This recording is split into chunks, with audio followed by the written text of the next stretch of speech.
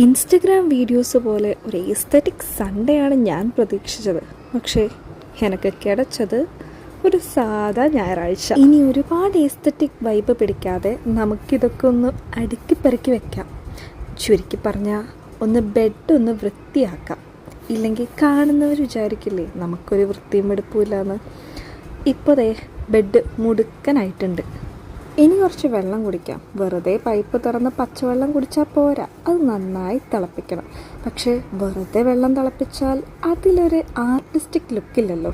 അതുകൊണ്ട് വെള്ളത്തിൽ കുറച്ച് അലങ്കാരത്തിന് വേണ്ടി കുറച്ച് ജീരകവും ഗ്രാമ്പും ഒക്കെ ഇടാം. ഇനി നമുക്കതങ്ങോട്ട് ആസ്വദിച്ചങ്ങോട്ട് കുടിക്കാം.